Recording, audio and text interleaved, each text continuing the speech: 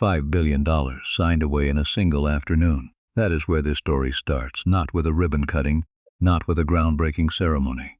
With a signature on a July afternoon in 2026 on 3 agreements that most people outside a small stretch of the Southern Caribbean will never hear about. 2 of those agreements were for artificial intelligence data centers so large that if built to their full design, they would draw down close to 1/3 of the entire electricity supply of a nation. Not a city, not a district, an entire country's power grid, feeding machines instead of homes. This is the story of Trinidad and Tobago, 2 islands, a combined population smaller than a single borough of New York City.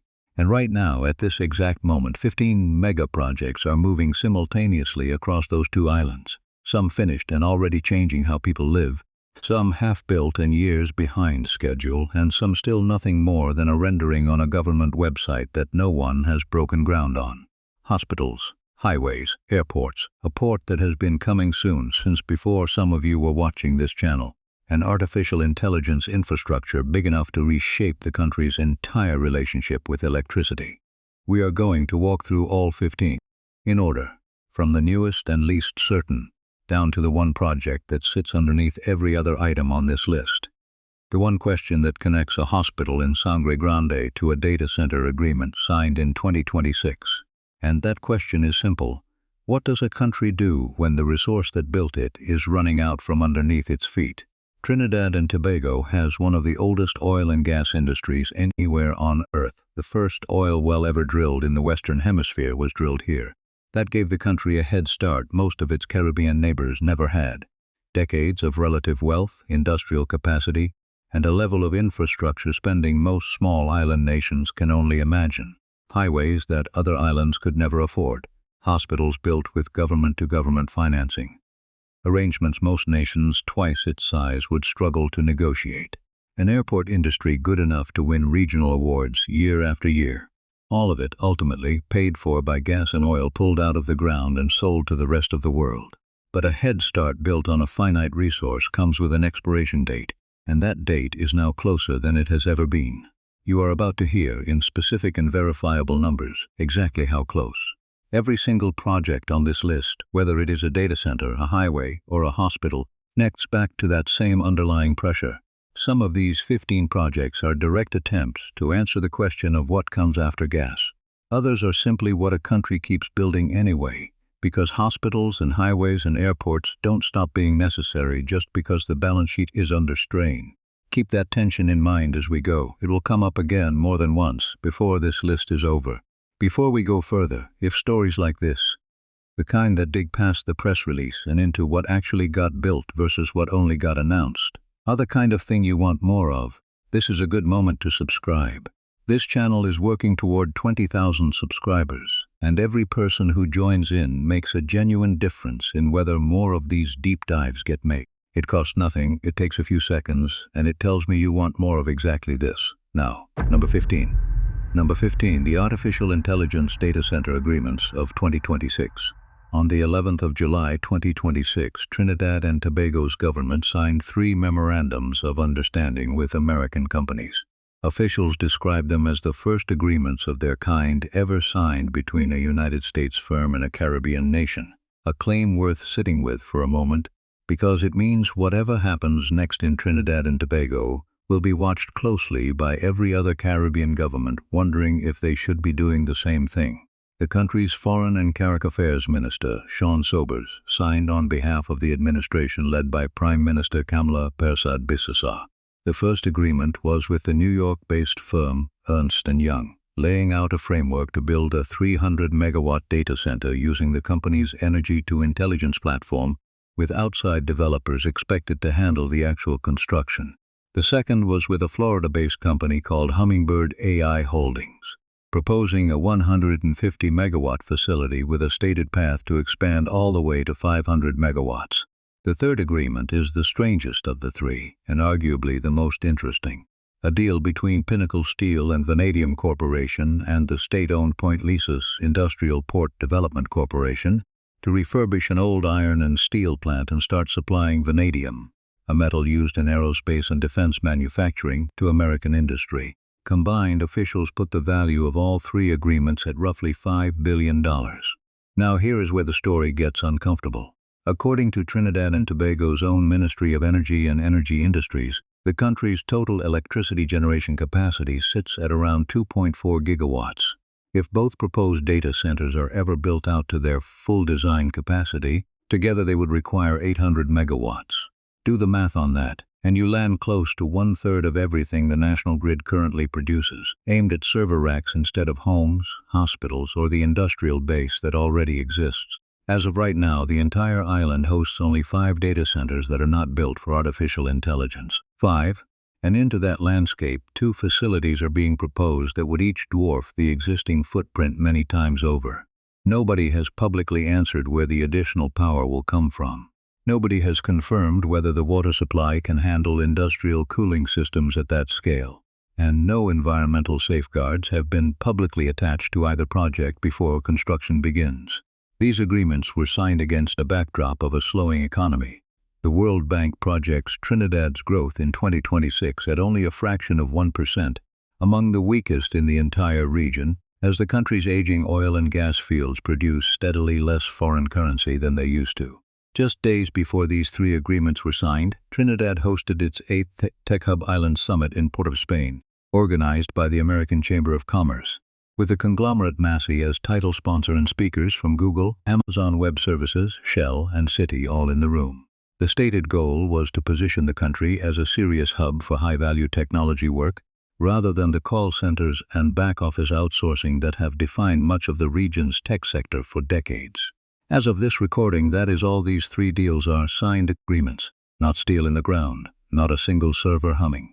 Whether this becomes the moment Trinidad and Tobago pivoted into a genuine artificial intelligence economy, or another line on a very long list of announcements that quietly stalled, is a question nobody can answer yet. But it sets the tone for everything else on this list, because as you're about to see, that gap between what gets signed and what gets built is the defining feature of infrastructure in this country. There is also a quieter question sitting underneath the exciting one. Even if every megawatt gets built exactly as planned, who actually benefits? Data centers are not like a highway or a hospital. They don't employ thousands of people once construction ends, and the electricity they consume doesn't come back to the public in an obvious, visible way. A vanadium supply chain feeding American aerospace manufacturers is a genuinely interesting diversification move for a gas-dependent economy. But it is also, at least for now, a bet placed almost entirely on trust. Trust that the power will be there, trust that the water will be there, and trust that the economic upside will actually reach the people whose electricity bills are about to compete with a server farm for supply. Number 14. Point Lease's industrial estate and the corporation that runs it. If you want to understand why a data center deal involving vanadium and old steel plants makes any sense at all, you need to understand Point Lease's first. This is an 869.5 hectare industrial estate on the west coast of central Trinidad, representing more than $2 billion United States dollars in investment from the companies that operate there. It has existed in some form for close to 60 years. The corporation managing it, known by the acronym PLIPDECO, was incorporated in September of 1966. It is 51% owned by the government and 49% held by private shareholders, including banks and pension funds, a hybrid structure that has quietly kept this estate running through 6 decades of Trinidad's economic ups and downs. The numbers here are staggering for an island this size. 855 people work directly for the estate, and more than 12,000 people work across the site altogether, moving along 7.5 kilometers of internal roadway and 9 kilometers of pipeline carrying every commodity the estate produces. 7 separate methanol plants sit on this land, together producing 6.5 million tons of methanol every single year. The estate's largest tenant, ArcelorMittal Point Leases, is the biggest steelmaker in the entire Caribbean and the largest non-oil industrial complex in the country. There is a 225-megawatt power plant on site, partly owned by the Japanese trading house Marubeni, and a desalination plant capable of producing 40 million gallons of fresh water a day. Point Leases will never trend online the way a shiny new airport terminal does. There is no ribbon to cut, no photo opportunity with a giant pair of scissors. But this estate has quietly been the backbone of Trinidad and Tobago's entire petrochemical economy for nearly 6 decades. and it is now, in this very moment, positioned to become something new again. The site where 1960s gas wealth gets converted into materials for American aerospace manufacturing in the 2020s. The old economy, physically supplying the new one. Think about what that actually represents. An industrial estate built during a decade when a barrel of oil sold for a few dollars. When the idea of an artificial intelligence data center wasn't even science fiction yet, is now being retooled to feed one of the most advanced manufacturing sectors on Earth. That's not nostalgia. That's a 59-year-old piece of infrastructure proving flexible enough to stay relevant across an entirely different global economy than the one it was built for. Hold on to that thread, because you're going to see this pattern of old infrastructure being repurposed for new ambitions again before we're done. Number 13. Atlantic LNG and the offshore gas race to save it. Cypre, Ginger, and Aphrodite. Here is where the clock we mentioned at the very start starts ticking loudly. Atlantic LNG is a 4-train liquefied natural gas export terminal in Point Fortin built in 1996 and shipping its very first cargo to Boston in 1999. The second and third production trains came online in 2002 and 2003, and the fourth followed in 2005. For a period, this made Trinidad and Tobago one of the largest liquefied natural gas exporters anywhere in the world, a small island nation punching dramatically above its weight on the global energy stage. And then the gas started running out.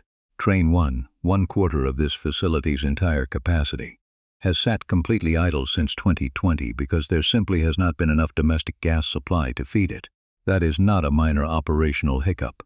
That is 1/4 of a flagship national export facility going dark because the resource underneath it is disappearing. In response, British oil major BP has been racing to bring new offshore discoveries online. Executives have highlighted a project called Cypre, named after a native timber tree, among 7 major developments BP brought online in 2025. An offshore, 7-well drilling program with peak output around 250 million cubic feet of gas per day. BP has also approved a second project, called Ginger, expected to begin producing in 2027, with peak output equivalent to 62,000 barrels of oil per day, alongside a further discovery at a well called Frangipani in the same geological structure. Shell, which now jointly controls the overwhelming majority of Atlantic LNG alongside BP following an ownership restructuring finalized in December of 2023, made its own positive final investment decision in June of 2025 on a project called Aphrodite, also targeting first gas in 2027. Trade publications reported more than $30 billion committed across the sector within just weeks in early 2026, including a $5 billion commitment to the American pipeline company Williams. Think about what this project actually determines, not just profit margins for oil majors. This is the difference between Trinidad and Tobago remaining a major global energy exporter for another generation, or sliding toward becoming a net importer of the very commodity that built its modern economy. Every new offshore well being drilled right now is racing against a depletion timeline that has already silenced 1/4 of the country's flagship export terminal. That is not a distant, theoretical risk. It has already happened once, and the industry is now sprinting to make sure it does not happen again at a larger scale. Number 12. The Cross Island Pipeline. If Cypre, Ginger, and Aphrodite are the new gas discoveries racing against time, the Cross Island Pipeline is the physical artery that determines whether any of that gas can actually reach the terminals that turn it into export revenue. This is a $550 million pipeline running from the Beachfield Receiving Terminal on Trinidad's southeastern coast, all the way to the Atlantic NG Terminal and the Industrial estates near Point Fortin on the southwestern coast, combining offshore and onshore sections, with the capacity to move 2.4 billion cubic feet of gas per day without any compression at all. When it was completed in 2005, its 56-inch diameter made it the largest diameter pipeline ever built anywhere in the Western Hemisphere. Here is a detail that tells you something about how this country thinks about its resources. The state gas company NGC built and owns this pipeline entirely on its own, rather than as a joint venture with the foreign oil majors who originally proposed building it. That decision meant more of the economic value generated by moving that gas would stay inside Trinidad and Tobago, rather than flowing out to international partners. It's a deliberately unglamorous kind of nationalism, Not a flag on a building, but ownership of the steel in the ground that everything else depends on. It is not the most visually dramatic project on this list. There is no terminal, no skyline, nothing that photographs well from a helicopter. Most residents of Trinidad have probably driven directly over sections of it without knowing it was there.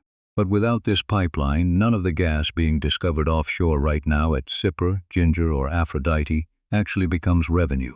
Every dollar tied to those new discoveries has to pass through this 56-inch length of steel first.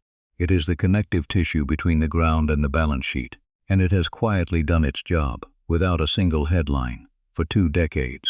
Number 11. The Solomon Hochoy Highway extension to Point Fortin. Officials call this the single largest public works project in the country's history. A $7.5 billion Trinidad and Tobago undertaking, more than $1 billion United States dollars, stretching 47 kilometers and linking San Fernando to Point Fortin through the towns of Davie Penal, Cypre, Fizabad, Mondesir, and La Brea. And if you want a case study in exactly how long infrastructure can take in this country, this is it. The project was originally targeted for completion around 2015. 12 separate contractor packages were awarded in 2017, 2 years after the original completion date had already passed. By June of 2022, the Works Minister at the time reported the highway was 87% complete, delayed by the COVID-19 pandemic and repeated bad weather. The Point Fortin segment finally opened to the public in October of 2023, commissioned under the name Archibald de Leon Highway, honoring former footballers Warren Archibald and Leroy de Leon. By the 2025 budget presentation, the finance minister told Parliament that the highway had cut travel time between San Fernando and Point Fortin from an hour and a half down to just 20 minutes. A genuinely dramatic improvement for the tens of thousands of people who make that drive regularly. And yet, as of that same reporting, sections around Mosquito Creek and the stretch between Davie and Mondesir remained unfinished more than a decade after the project was first put out to tender in 2010. A decade for one highway. Keep that number in your head because it is about to look almost fast compared to what comes next. Number 10. The Toco Port Project. This is not a completed mega project. This is one of the longest-running unfinished proposals in the country's modern history. And depending on how you count it, it has now been in progress for over 3 decades. The idea for a port connecting northeastern Trinidad to Tobago by sea dates back to 1990, when a consortium called the Sea Bridge Team first studied the concept. Let that sink in, 1990. The modern version of the plan, made public from April of 2018, proposes a multi-billion-dollar facility combining a ferry terminal to Tobago, an oil bunkering facility, helicopter services, and a hotel aimed at stimulating industrial, commercial, ecotourism, and residential activity in a rural region home to more than 75,000 people. As recently as early 2025, the Works Minister said the project remains on course but cannot move to construction until it receives statutory approval from the Environmental Management Authority. That approval has been complicated, to put it mildly. In May of 2020, 19 separate civil society organizations formally challenged the project's environmental impact assessment, arguing it contained critical misrepresentations and shortcomings in its study of biodiversity along the northeast coast, and that the port directly contradicts the government's own Vision 2030 National Development Strategy, which places environmental protection at the center of the country's growth plans. So here is where the Toco port actually stands. More than 3 decades after the idea was first studied, 8 years after the modern version was formally announced, and no construction on the port itself has taken place, not a single piling driven into the seabed. If you are keeping a mental scoreboard of announced versus built as we go through this list, write this one down clearly on the announced side. We are exactly halfway through this list right now, and it's worth pausing for a second on a genuine question, not just a prompt for engagement's sake. Looking at everything so far, the data centers, point leases, the offshore gas race, the highway, and now 3 decades of a port that still doesn't exist. Do you think a small island nation like this one is better served chasing a handful of enormous headline-grabbing projects, or steadily investing in the unglamorous infrastructure, like that pipeline we just covered, that quietly keeps everything else running? There's a real argument for both, and I'd genuinely like to know where you land. Drop it in the comments, and let's keep going, because the next few entries make that question even harder to answer. Number 9. The A&R Robinson International Airport New Terminal in Tobago. This one is almost a perfect metaphor for how ambitious infrastructure planning in this country can outrun the boring, unglamorous details that actually make a building function. Construction on a new terminal at Crown Point, Tobago began in July of 2020, led by the National Infrastructure Development Company and built by the China Railway Construction Caribbean Company. The finished building is genuinely impressive on paper, a two-story structure spanning 25,500 square meters, built to International Civil Aviation Organization standards, designed to handle up to 3 million passengers a year. It was commissioned in March of 2025, with the usual ceremony, the usual speeches, the usual sense that a new chapter had begun for Tobago's tourism economy. Here is the part that did not make it into the ceremony. As of May of 2026, more than a full year after that commissioning, the terminal still had no fuel line connecting it to a fueling station, not a minor gap. The Tobago House of Assembly says fixing this oversight will cost an additional $50 million, because the building was constructed without that infrastructure from the very start. A brand new, internationally certified airport terminal, unable to fuel the aircraft it was built to serve. Reports have also pointed to significant cost overruns during construction. The finance minister, presenting the 2026 national budget, said the terminal was expected to become fully operational by the second quarter of that year, 5 full years after ground was first broken. If you're wondering how something like a missing fuel line gets overlooked on a project this size, you're not alone. That is exactly the kind of question worth leaving in the comments once we get further down this list, because it happens more than once. Number 8. Piarco International Airport, Trinidad's main gateway. After that last entry, it's worth pausing on a genuine success story, because this list is not only about delays and oversights. Piarco has built a real reputation as one of the best-run airports anywhere in the region. It was ranked first in the Caribbean for staff service in 2024 and named Best Airport in the Caribbean region by Skytrax for 3 consecutive years, from 2021 through 2023. The Airports Authority installed the country's first commercial-scale solar park on land north of the main terminal, funded by a grant from the European Union, a small but telling sign of where airport infrastructure investment is heading globally. But even a well-run flagship airport does not operate in isolation. As Trinidad and Tobago works to make the air bridge between its 2 islands more reliable, and as Tobago's new terminal slowly comes fully online, Piarco faces growing pressure to function as one half of an integrated gateway. Travelers connecting through Piarco onward to multi-destination Caribbean itineraries depend entirely on that domestic leg being seamless. And as you just heard, seamless has not always been the word for Tobago's side of that journey. That's really the story of Piarco in one sentence. It has done almost everything right on its own terms: the awards, the solar investment, the staff service rankings, and yet its reputation is still in part hostage to whether the rest of the country's aviation infrastructure can keep pace. A gateway is only as strong as both doors, and right now, one of those doors still doesn't have a working fuel line. Number 7. The Housing Development Corporation's 3,000-unit construction program. Housing is where infrastructure ambition meets the everyday lives of ordinary families most directly, and this is one of the largest housing pushes the country has attempted in years. In December of 2025, the State Housing Development Corporation submitted its annual procurement plan, outlining construction of more than 3,000 housing units across Trinidad at a total contract value of $3.4 billion to be built by 11 private contractors under a limited bidding arrangement the corporation has historically used. The corporation's chairman said in a January 2026 interview that future construction would run on what's called a design-build-finance basis, meaning the state only pays for a unit once. It is mortgage-ready and actually delivered to a family. A minister in the housing ministry told reporters in April of 2026 that the state was not spending public funds directly on the program at all, and that private developers and contractors finance construction up front, with commercial banks then financing the mortgages for the families who ultimately purchased the homes.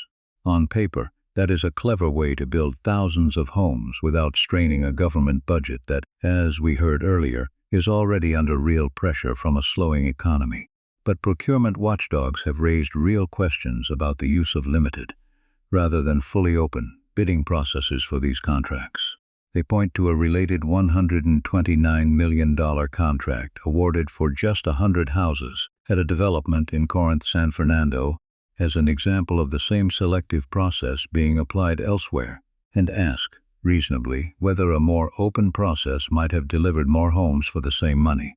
It's a question worth sitting with. When a government finds a clever financial structure to build without spending, does oversight of how those contracts get awarded matter more or less? Number 6. Health infrastructure, the Couva, Fortin, and Sangre Grande hospitals. Trinidad and Tobago has spent more than a decade and several billion dollars modernizing its public hospital network, and the results tell a very consistent story once you look at all three side by side. The Couva Medical and Multi-Training Facility, originally billed publicly as a children's hospital, began construction in 2014 and ultimately cost $1.6 billion, with a former finance minister noting in 2017 that simply operating the facility costs $430 million every single year. That is not a one-time expense. That is a permanent new line in the national budget, year after year, for as long as the hospital operates. The Fortin Hospital followed a strikingly similar path. Originally budgeted at $1.5 billion, later reduced to $1.2 billion, after a parliamentary motion warned that healthcare in the area was deteriorating to what it called unacceptable levels, putting at risk the lives of citizens from La Brea all the way to Icacos.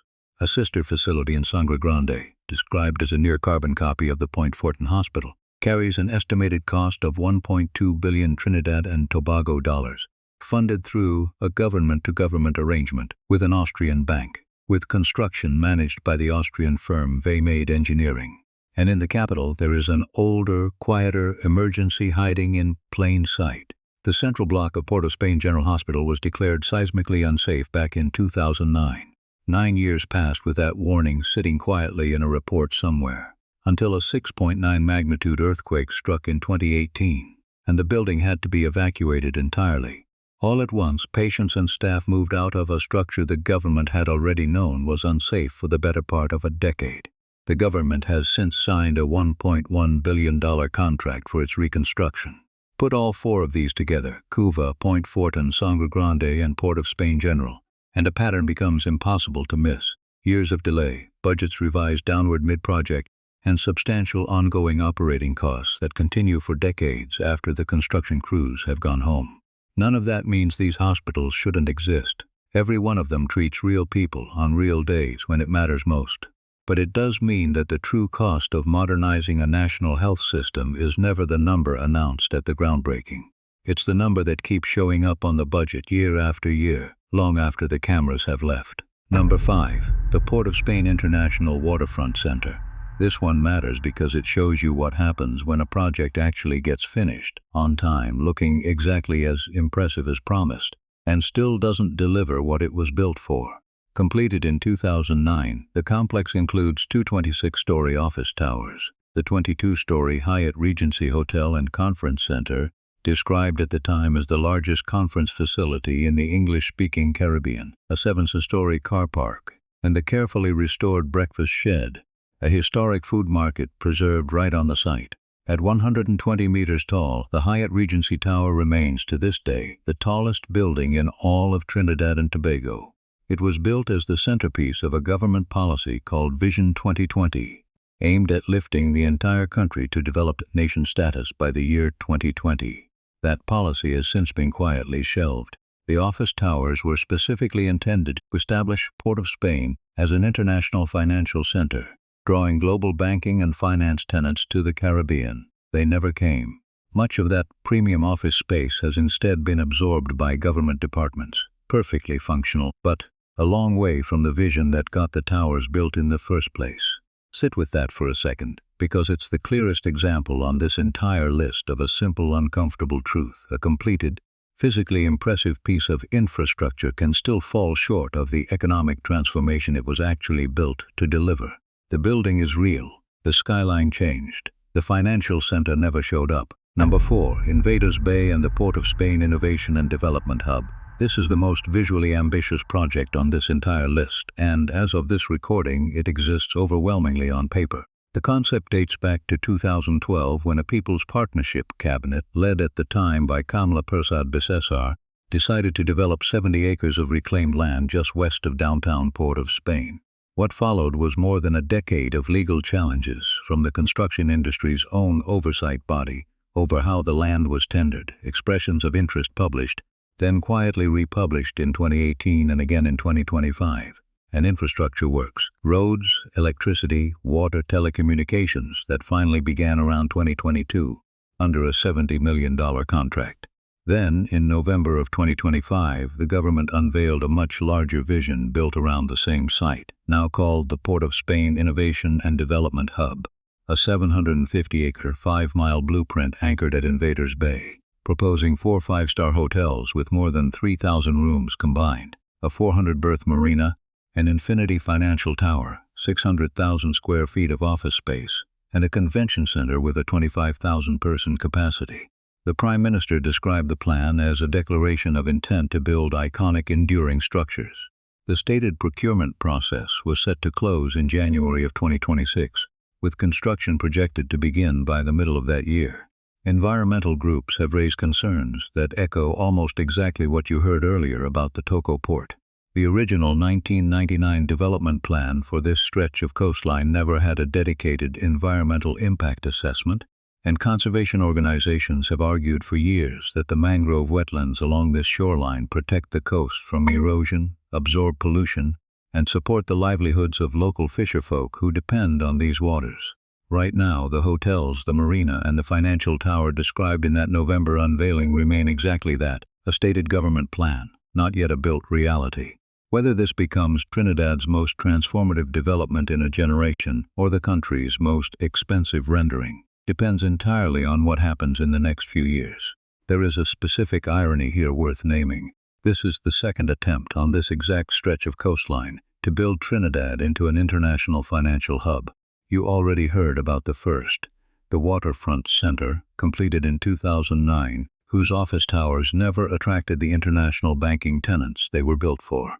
15 years later, a few kilometers down the same shoreline, the plan is to try again, this time with an even larger blueprint. Whether that history repeats itself, or whether this second attempt learns from the first one's shortfall, is exactly the kind of thing this channel will be watching closely over the next few years. Number 3. The Tobago House of Assembly's $4 billion budget and its new Office of Mega Projects. For the 2026 to 2027 fiscal year, the Tobago House of Assembly requested more than $4 billion, presented under the theme Results-Based Governance, a pathway to prosperity. Of that total, $3.03 billion is recurrent spending, salaries, services, day-to-day operations, while $1.09 billion is earmarked specifically for development projects. Put that combined figure in perspective. It equals 6.6% of the entire national budget, allocated to a territory holding a small fraction of the country's total population. As part of this plan, the Assembly announced the creation of a dedicated Office of Mega Projects, a new administrative body established specifically to plan, coordinate, and advance large-scale developments across the island going forward. After everything you've just heard about delays, cost overruns, and missing fuel lines, that name alone tells you something about what Tobago's leadership believes is coming next. More mega projects, arriving fast enough that they now need an entire office just to keep track of them. 6.6% of an entire nation's budget is not a small number for one island within that nation. It signals genuine ambition. But ambition on paper and delivery on the ground have not always matched up elsewhere on this list, and the creation of an office whose entire job is managing large projects is, in a way, a quiet admission that the existing system wasn't built to handle what's coming. Whether that new office becomes the reason Tobago's next generation of infrastructure gets delivered on time, or simply a new layer of bureaucracy sitting on top of the old delays, is something only time will answer. Number 2. Sandals, Tobago. Of everything on this list, this is the one project Trinidad and Tobago actually had, lost, tried to win back, and appears to have lost again, to a smaller neighboring country that simply moved faster. In October of 2017, Sandals Resorts International signed a memorandum of understanding to build a 750-room resort in Tobago. It looked, at the time, like a transformative deal for the island's tourism economy. Then, in January of 2019, the company withdrew entirely, with its chief executive citing negative and ongoing publicity over the project's environmental impact. The story could have ended there. It didn't. In April of 2025, Tobago stakeholders and the government unanimously agreed to invite Sandals back to the table, following a high-level meeting between the Prime Minister at the time and Sandals' executive chairman, Adam Stewart. Hopes rose again, and then, as of the most recent reporting available, that renewed effort has been shelved indefinitely. In October of 2025, Sandals announced a brand new $500 million Beaches family resort instead, not in Tobago, but in St. Vincent and the Grenadines. Here's what makes that sting. St. Vincent's Prime Minister said the company's existing resort there already contributes roughly $40 million United States dollars a year to that country's economy, and that international flight capacity into St. Vincent has increased by 412% since that resort opened. 412%. The original economic case made for Sandals Tobago projected roughly 500 million Trinidad and Tobago dollars a year in economic contribution, 2,000 construction jobs, and more than 1,500 permanent positions once operating. All of that watched from the sidelines, going instead to a smaller island that said yes while Trinidad and Tobago was still deciding.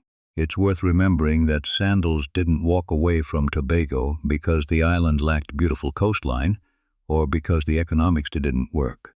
The company's own leadership pointed to sustained, organized public pressure over environmental concerns as the reason for withdrawing, not once but twice. That makes this a genuinely different kind of cautionary tale than the others on this list.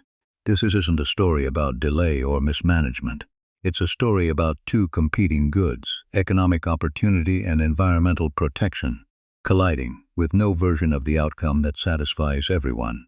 If you had to guess why one small island nation lands a deal like this and its neighbor doesn't, what would you point to? Speed, certainty, environmental trade-offs, or something else entirely? That's worth putting in the comments, because there's no single obvious answer. Number 1. The offshore gas frontier and the diversification bet underneath everything else.